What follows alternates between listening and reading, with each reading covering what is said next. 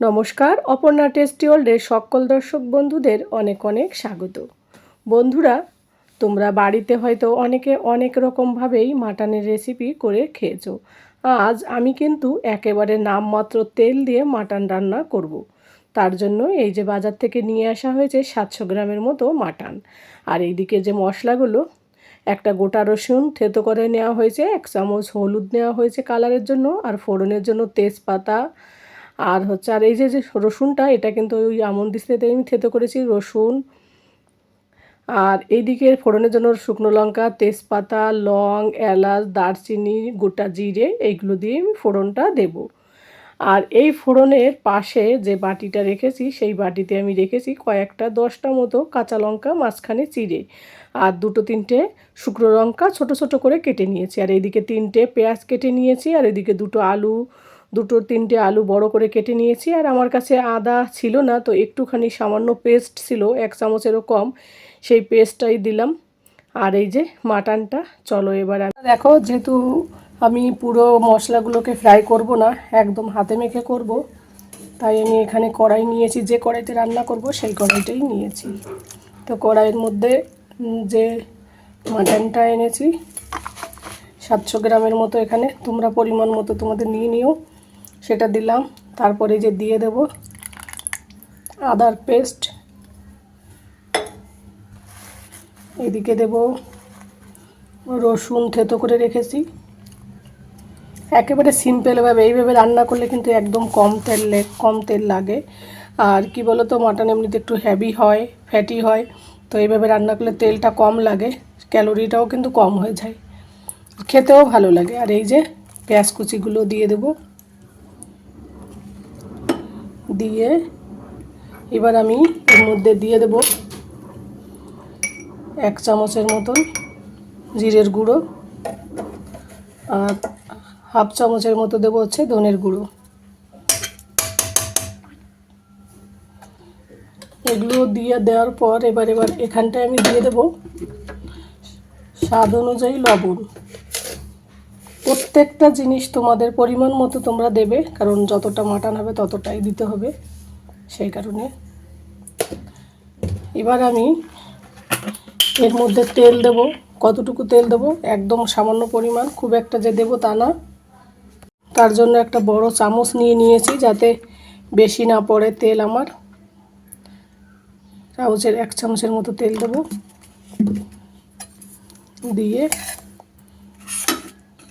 কাঁচা লঙ্কাগুলো আমি চিড়ে রেখেছি যে, সেই কাঁচা লঙ্কাগুলো কিন্তু দিয়ে দেব। আর এই যে ফোড়নগুলো, এই ফোড়নগুলো কখন দেব ভিডিওটা দেখতে থাকো, তাহলেই তোমরা জানতে পারবে। ফোড়নটা কিন্তু পরে দেব, কখন দেব সেটা পরে জানাবো, দেখতে পারবে তোমরা লাস্ট অবধি যারা থাকবে। তো তেলটা দেখো খুবই কম দিয়েছি। আর এই মশলাগুলোকে যখনই আমরা তেল দিয়ে ফ্রাই করতে যাই না, তখন কিন্তু প্রচুর পরিমাণে আমাদের এই তেলের জন্য, মানে মশলা ফ্রাই করতে সুন্দর একটা গন্ধ বেরোতে অনেকটা তেলও লাগে। আর সবাই আমরা জানি এটা ফ্যাট হয় বেশি, যদিও আজকের আমাদের মাটনটায় ফ্যাট নেই, কারণ একদম কচি মাংস আর কি। তো এইভাবে মশলা মেখে দিলে বন্ধুরা ফ্যাট কিন্তু কম হবে, ক্যালোরিও কিন্তু কম হবে। অনেকে মোটা মাটন খেতে পছন্দ করে, কিন্তু ভয় পায়। কিন্তু এইভাবে রান্না করে দেখবে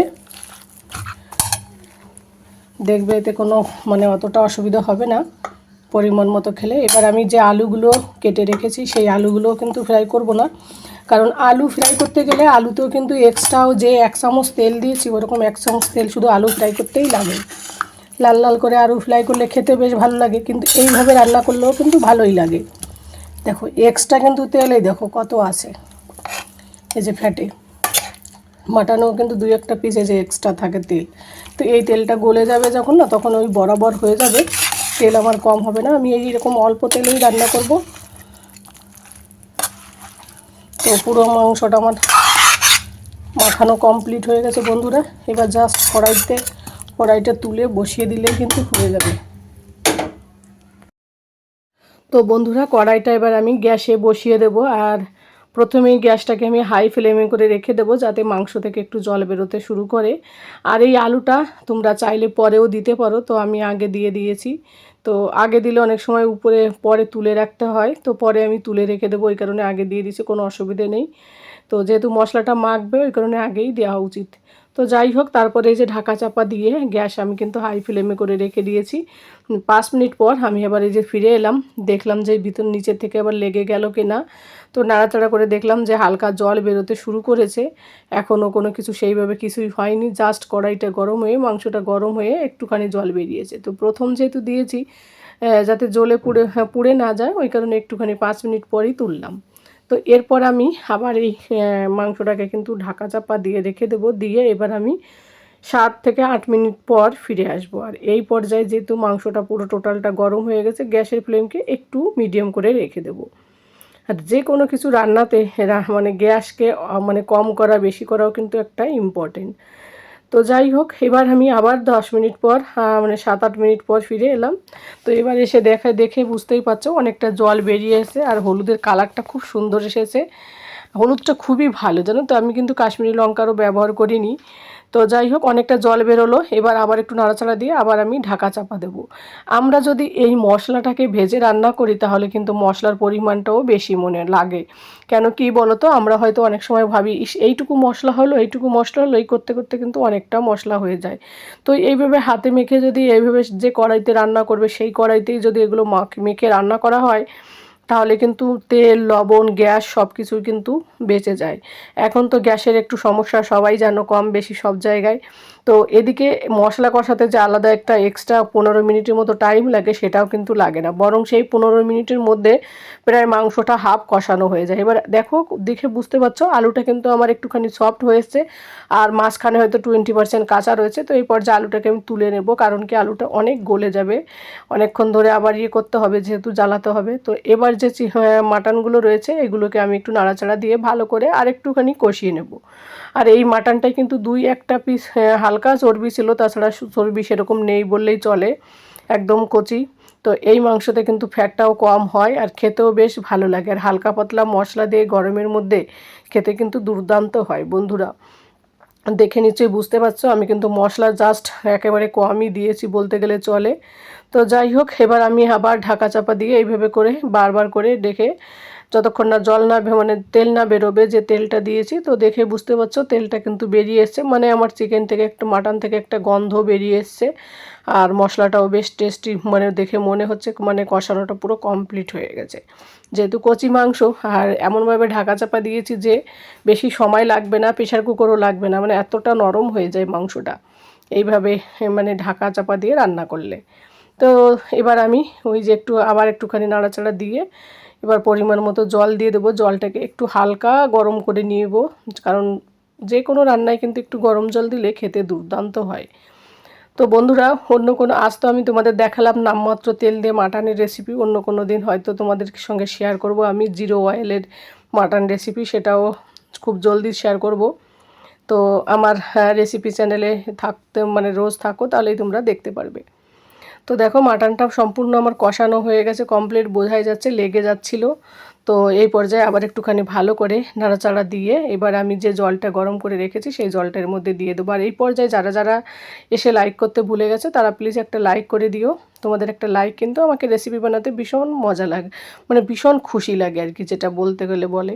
তো আর যদি ভালো লাগে একটু কমেন্ট করেও দিও, তোমাদের কমেন্ট একটা লাইক কিন্তু পরবর্তী ভিডিও বানাতে উৎসাহিত জাগায় বন্ধুরা, আর আমার ভীষণ ভালোও লাগে। তো দেখো পুরো কমপ্লিট। এবার আমি ঝোলটা যার যার টেস্ট অনুযায়ী দেবে, যেহেতু আমি মাংসটা কম, মানে 1 কিলো মাংস না, 700 গ্রামের মতো, তোমরা চাইলে কম বেশি করে সব কিছু দেবে কিন্তু অবশ্যই। তো ঝোলটা দিয়ে একটু নাড়াচাড়া করে দেখছি কতটা লাগবে, যেহেতু আমার মাটনটা কষাতে কষাতেই কিন্তু পুরো 100% কাঁচা ভাব চলে গেছে। এখন জাস্ট একটু জলটা ফুটিয়ে মশলাটা আর একটু ফুটিয়ে দিলেই হয়ে যাবে। আর একেবারে কিন্তু খুব মশলা না, একেবারে হালকা পাতলা যে কোনো মানুষ কিন্তু এই মাটনের রেসিপিটা খেতে পারে। তো সেইভাবেই আমি রান্না করছি, খুব সুন্দর হয়েছিল, দুর্দান্ত। লাস্ট অবধি না দেখলে বুঝতে পারবে না বন্ধুরা।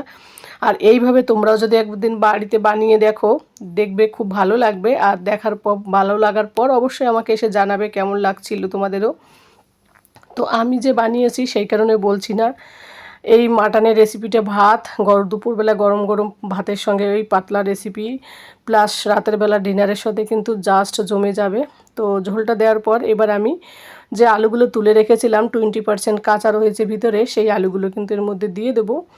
তাহলে আলুটা যেটা মানে কাঁচা ভাব থাকবে সেটাও কিন্তু পেকে যাবে। তো এইভাবে আরও 5 মিনিট করে ঢাকা চাপা দিয়ে গ্যাসটাকে হাই ফ্লেম করে রেখে দেবো, যাতে জলটা বেশ ভালো করে ফুটে ওঠে জলদি।